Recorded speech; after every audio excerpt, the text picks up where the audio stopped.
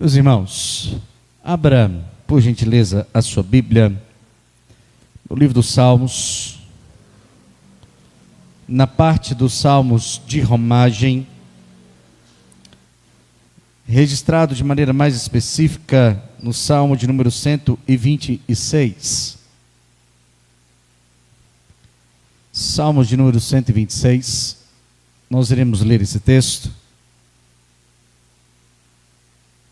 e meditar nesse texto tão bonito, tão belo, tão glorioso, que nos enche de fato de esperança, de alegria, por vermos as bênçãos de Deus sobre Israel, e por que também não dizer sobre as nossas vidas.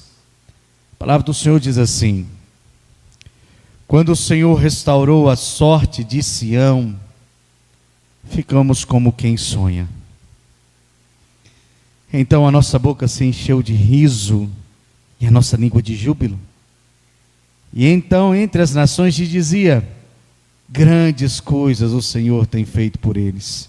Com efeito, grandes coisas fez o Senhor por nós, por isso estamos alegres.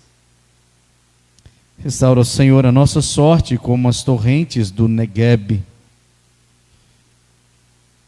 Os que com lágrimas semeiam, com júbilo ceifarão. Quem sai andando e chorando enquanto semeia, voltará com júbilo, trazendo os seus feixes. Que Deus nos abençoe. Permaneça com a sua Bíblia aberta nesse texto, pois iremos recorrer na exposição, diante da exposição, voltar algumas atenções para esses versículos tão preciosos. Ao olharmos para o versículo, Salmo de número 126, uma coisa gera em nosso coração, que são as curiosidades que estão por trás desse salmo. E a primeira coisa que nós destacamos aqui, olhando para esse salmo, é que não há a possibilidade de sabermos quem é o autor deste salmo. Não nos é apresentado quem foi, não sabemos se são os filhos de Corá, ou são outras pessoas. Certamente não foi Davi, nem tampouco Salomão.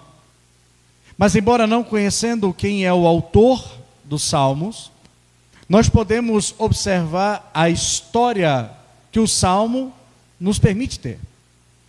Certamente o que nos chama a atenção aqui está no versículo de número 1, quando o salmista expressa: quando o Senhor restaurou a sorte de Sião. Sião é o monte onde Jerusalém está habitada, onde é a casa do Senhor, onde o povo de Israel congregava. E por isso, esse texto nos leva a olhar a história, ao passado, e nos leva diante de um tempo de caos, de dificuldade em que Israel passou. Mas isso é depois, porque o Salmo está tratando de algo do passado. É como se o salmista estivesse fazendo uma lembrança, e portanto, esse salmo foi escrito depois do tempo em que Israel viveu em exílio na Babilônia. 70 anos escravizados, 70 anos esperando a restauração, 70 anos esperando a graça do Senhor, às vezes até mesmo pensando que Deus tinha abandonado o seu povo, que se esqueceu do seu povo, mas em um determinado momento eles se lembram. E Deus vem ao encontro e traz sobre essa cidade, sobre este povo, a sua graça.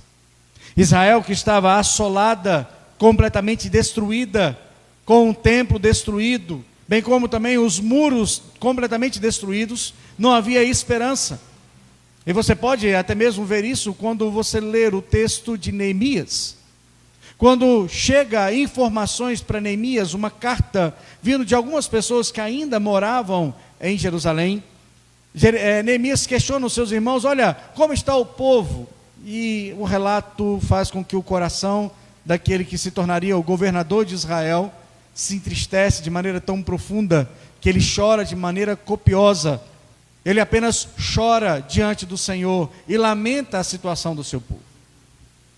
uma terra completamente assolada, sem esperança, enquanto eles viviam em cativeiro. Mas aqui o texto leva-nos a ver Israel após o cativeiro.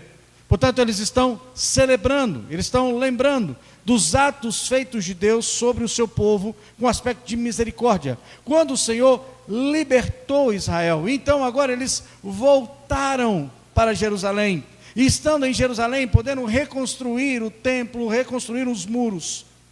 Bem provavelmente esse texto, este salmo foi escrito no tempo dos profetas Ageu, Zacarias e Malaquias, os 3 últimos profetas de Israel, aos quais falavam sobre a restauração do templo, mas também falavam de uma letargia espiritual de Israel, ao ponto de que aqueles que foram libertos, agora a segunda geração, que está em Jerusalém depois do cativeiro, estão voltando às velhas práticas de desobediência, cultos pagãos, e se associando com as mulheres às quais eles não deveriam se associar.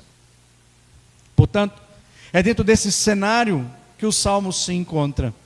É dentro desse cenário de libertação, de lembrança da libertação, mas também de um cenário de caos espiritual e de desejo para uma mudança. Porque você pode perceber que no versículo de número 1, ele fala sobre a restauração de Israel, e no versículo número 4, ele volta de novo pedindo que o Senhor restaure mais uma vez o seu povo. Algo que parece que a restauração não foi completa, era necessário que algo acontecesse mais. Mas antes de olharmos e aprofundarmos um pouco mais nessa história, também é importante selecionarmos aonde esse salmo se encontra. Esse salmo se encontra nos 15 salmos que é destinado aos cânticos de romagem. Você pode perceber aí na sua Bíblia, em itálico, dizendo cântico de romagem, que é o cântico de peregrinação. Quando Israel, as tribos, celebravam o Senhor, cantavam ao Senhor, na peregrinação no meio do deserto, saíam das suas tribos para ir a Jerusalém, adorar ao Senhor pelo menos uma vez por ano.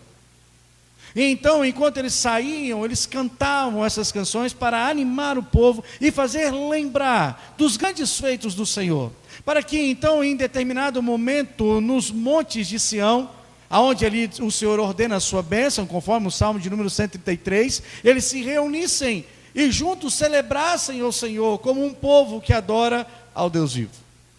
E nesse tempo eles clamam, eles cantam e ficam lembrando dos grandes feitos, das proteções do Senhor, do cuidado do Senhor sobre a casa, sobre o cuidado do Senhor sobre a nação, e clamando: Senhor, traga paz sobre nós.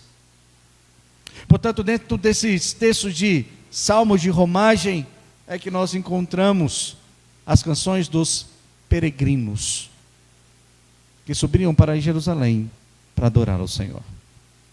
Olhando de maneira um tanto mais precisa agora para o Salmo, ele pode ser dividido em 3 partes. E eu peço que você olhe atentamente essas 3 partes, porque depois nós vamos trabalhar um pouco nelas.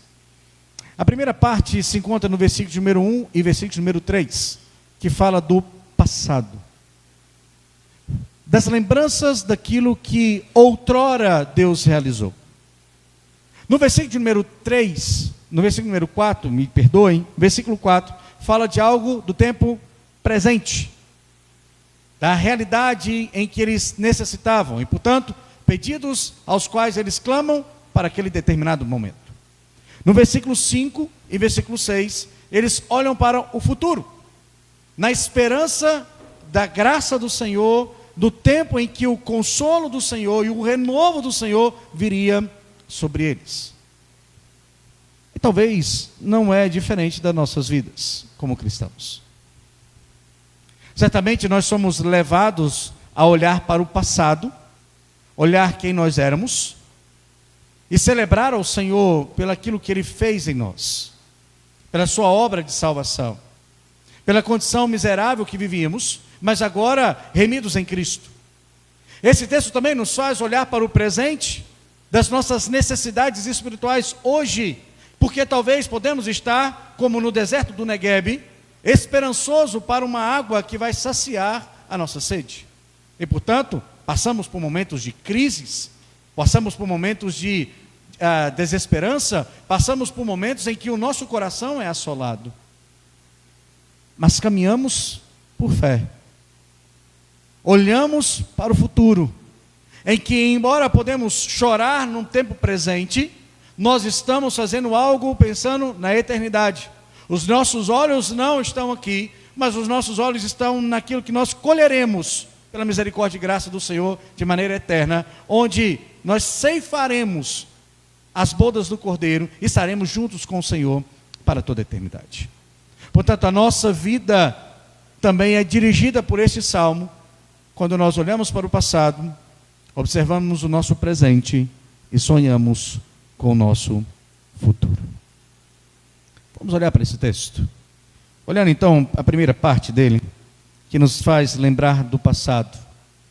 E quando nós olhamos para o passado, algo que precisa ser trabalhado no nosso coração é o sentimento ou a decisão de sermos gratos. O versículo de número 1, talvez é um dos versículos mais emblemáticos que nós temos dentro desse texto, que move o coração de todo o salmo, porque ele diz assim: quando o Senhor restaurou a sorte de Sião, ficamos como quem sonha. Certamente, como eu disse, os irmãos conhecem muito bem a história de Israel. 70 anos de cativeiro, 70 anos sofrendo, a sua cidade assolada, sem poder cultuar ao Senhor, sem poder subir ao templo, sem poder oferecer o seu sacrifício diante de Deus, sem poder comunhar, ter comunhão com seus irmãos de maneira livre, mas vivendo como um escravo, não podendo estar na sua própria terra natal, não podendo usufruir das suas riquezas, mas sendo tratado como alguém que serve apenas para ser escravo, servo, sem ter motivo de honra nenhuma. Essa era a situação de Israel. E por 70 anos eles sofreram isso. Obviamente sofreram por causa dos seus pecados. Obviamente sofreram por causa das suas inconstâncias, da maneira pela qual eles se dirigiam ao Senhor, pela sua idolatria, porque não se curvavam diante do Senhor e não adoravam o Senhor como deveria. E portanto Deus os puniu, trazendo sobre Israel, sobre Jerusalém, uma punição tão severa, levantando os assírios e depois os babilônicos, para que destruísse completamente Israel, destruísse completamente Jerusalém e levassem cativos todos eles. Por 70 anos, esses homens e mulheres choraram, viram seus filhos serem mortos. Esses homens e mulheres choraram porque não poderiam estar no templo. Lembro que mais uma vez Neemias, ao apenas saber como que estava Jerusalém, a cidade completamente assolada, os muros destruídos, as portas sem proteção, sem condição de viver, chorando, 70 anos, e talvez durante esses 70 anos eles perderam a esperança, talvez durante esses 70 anos eles perderam a perspectiva de que nós vamos voltar para a nossa terra, nós vamos voltar para aquele local onde o Senhor nos deu. Nós vamos adorar o Senhor mais uma vez no seu templo. Chega um dia, em cumprimento da promessa do Senhor através do profeta, 70 anos depois do cativeiro, Ciro, o rei da Pérsia, assina um decreto. E esse decreto é: vocês estão livres, podem voltar para sua terra, podem voltar para sua casa, aqui não é mais lugar de vocês. Vocês estão livres, mas vocês não vão sozinhos.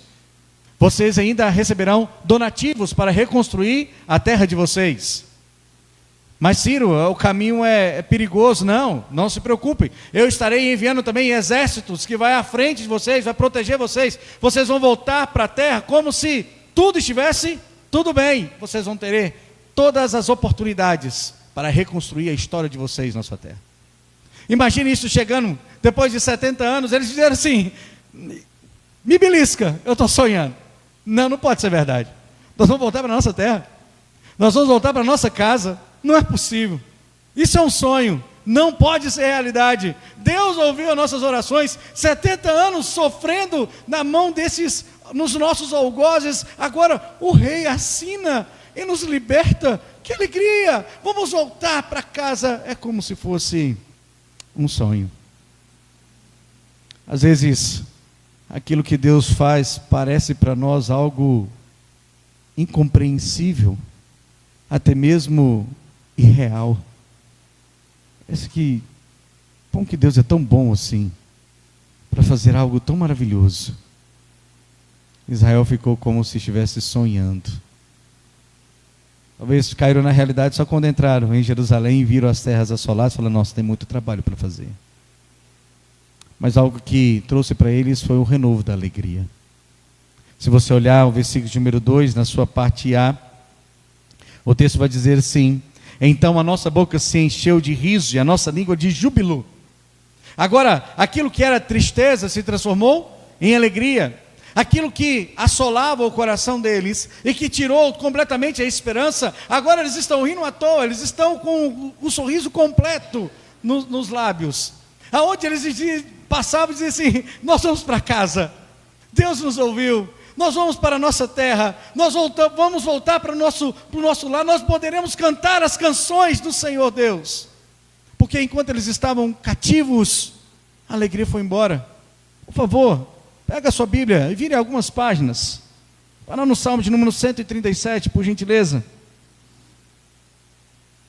No versículo de número 1 até o versículo número 3, o salmista diz assim: às margens do rio da Babilônia, nós nos assentávamos e chorávamos, lembrávamos de Sião, nos salgueiros que lá havia, pendurávamos as nossas harpas, pois aqueles que nos levaram cativos, nos pediam canções, e os nossos opressores, que fôssemos alegres, dizendo: entoai-nos um cântico de Sião.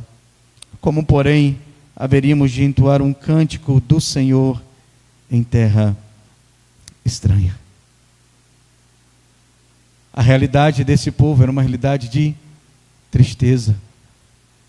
O ato de pendurar ali, dizer assim: nós não vamos cantar, nós não temos motivo de canto. Porque você sabe que cantar nos traz alegria, a música nos dá sentimentos. As notas musicais, elas trazem emoções. Dependendo da nota, pode trazer emoções para você de comoção. Dependendo da nota, pode trazer emoções para você de alegria, de riso.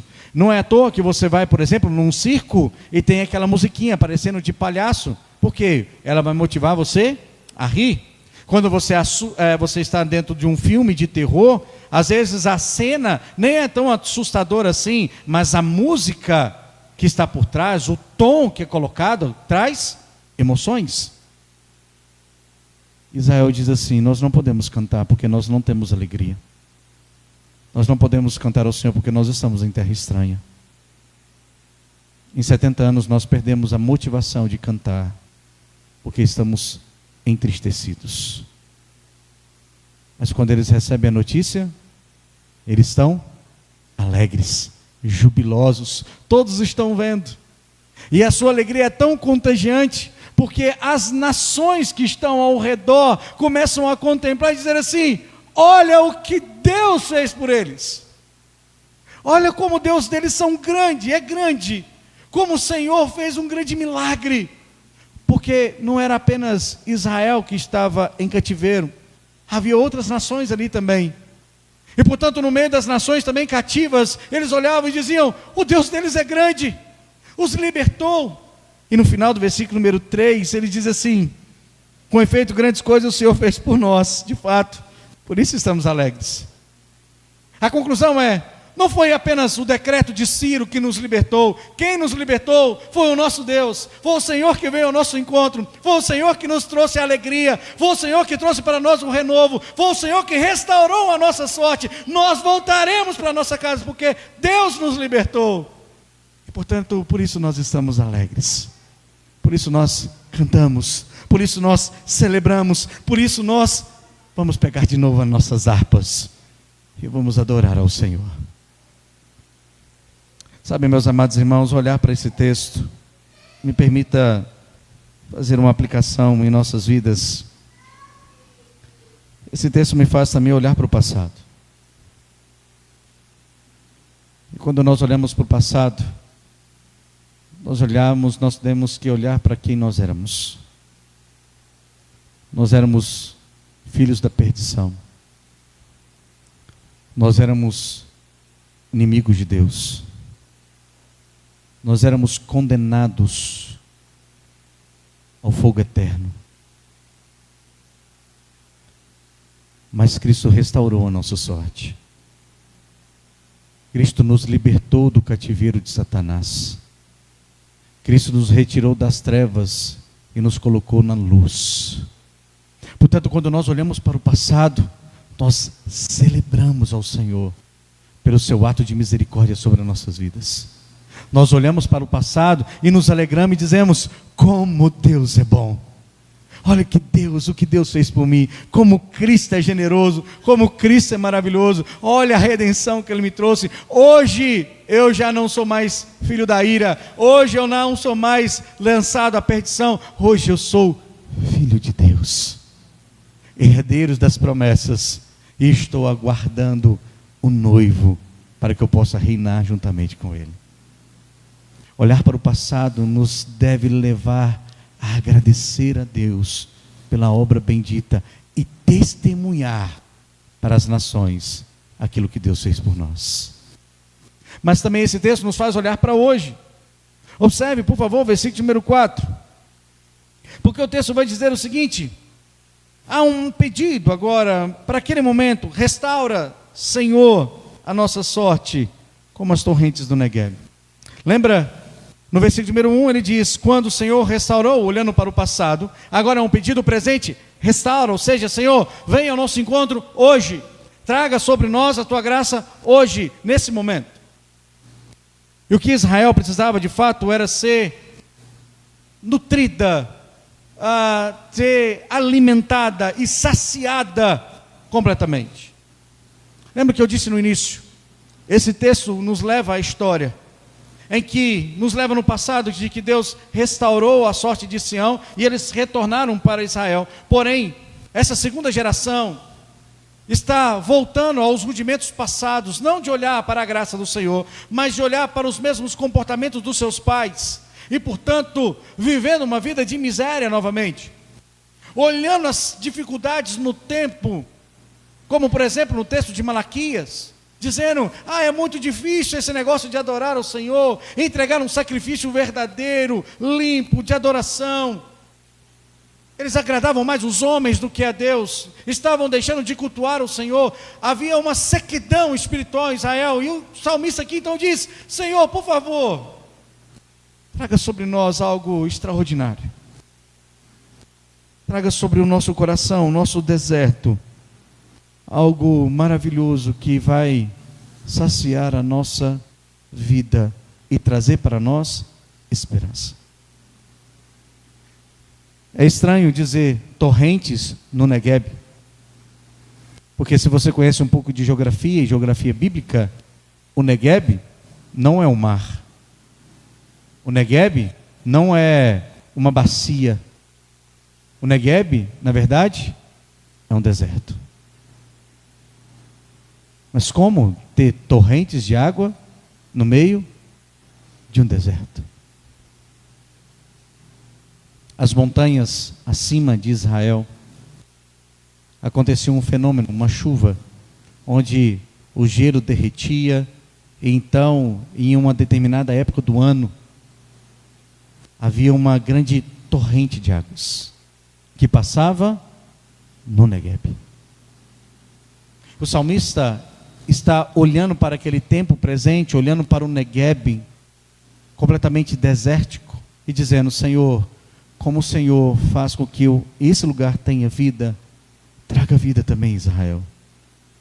Restaura a nossa sorte, restaura a nossa comunhão contigo, restaura a nossa vida com o Senhor, venha sobre nós e supra as nossas necessidades espirituais, pois precisamos de Ti. Quando o Negueb passava, quando aquelas torrentes vinham, ela trazia produtividade. Aquela região agora banhada pelas torrentes que vinham e possuíam o Negueb, Eles poderiam plantar, cultivar, ter animais e assim então ter um tempo de sobrevivência, sustentar as suas famílias, proteger as suas casas e assim então poder sonhar em tempos melhores. Por isso ele clamou: Senhor, envia as tuas torrentes hoje. Às vezes nós olhamos para o passado e vemos o que o Senhor fez no passado. Infelizmente muitas pessoas vivem de passado. Vivem das glórias do passado, como que a igreja era, como que as pessoas participavam, como era a mocidade, como era uma UPA, como eram os cultos, como era a vida daquele pastor, daquele outro, como era aquele tempo. E vive apenas no passado. Nós precisamos entender que nós temos necessidade hoje. Nós temos coisas para hoje. Que o Senhor precisa renovar a igreja hoje. A igreja não vive de passado. O passado fica nas páginas da história da igreja. Mas a igreja é escrita por nós hoje. Aqueles que já passaram não podem escrever a história da igreja. Não podem restaurar a igreja. Somente aqueles que hoje permanecem que podem restaurar a igreja. Mas também nós temos que reconhecer que às vezes estamos em um deserto, sem esperança. Às vezes nós estamos vivendo em um tempo, em um esfriamento espiritual tão grande, onde as pessoas preocupam-se cada vez mais consigo mesmo do que com o Senhor Deus. Procuram satisfazer as suas próprias vontades do que servir ao Senhor de maneira completa e genuína e então adorar o Senhor. Como nós precisamos que o Senhor mais uma vez derrame o seu Espírito sobre a igreja do Senhor.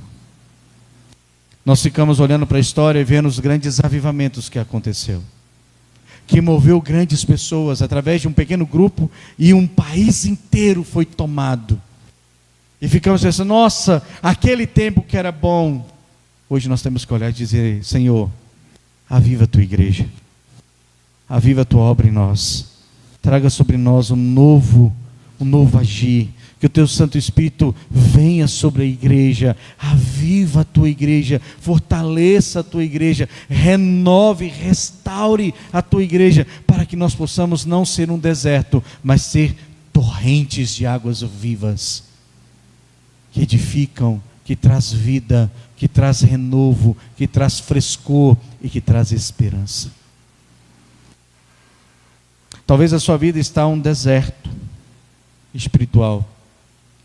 Talvez a sua vida, há algum tempo, perdeu um pouco a esperança no tempo presente. E você não vê muitas soluções para hoje. Mas eu quero te dizer, o Deus que atuou no passado, Ele atua no presente. O mesmo Deus que trouxe águas no deserto, e trouxe renovo na vida de Israel, e restaurou a vida de Israel, é o mesmo Deus que te salvou e que hoje escuta a sua oração. E Ele literalmente quer te usar. Basta que você se coloque à disposição. Mas por fim, versículo número 5 e versículo número 6, o salmista nos leva a olhar para o futuro. Aparentemente parece em um tempo em que não há esperança, mas no versículo 6 ele nos mostra a esperança. Assim diz o texto: os que com lágrimas semeiam, com júbilo ceifarão. Quem sai andando e chorando enquanto semeia, voltará com júbilo, trazendo seus feixes. Nós passamos esse tempo da nossa vida aqui, um tempo de sequidão, não é? Era triste perceber alguns produtores que colocaram soja, milho, eles pequenininhos, e por causa do tempo, veio uma primeira chuva, eles pensaram: não vai dar para produzir. Lançaram as sementes, o solo um pouco encharcado, começou a crescer, brotou, está lá um pezinho de soja, um pezinho de milho, nossa, brotou, vai dar uma boa produção, e de repente não tem chuva.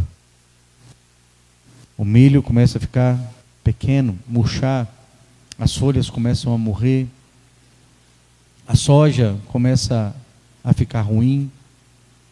Aí já começa a nos desesperar, dizendo: nós precisamos de milho, nós precisamos de soja, nós precisamos de tomate, nós precisamos dessas coisas, isso vai tudo nos afetar. Como? As coisas vão encarecer. O que nós vamos fazer?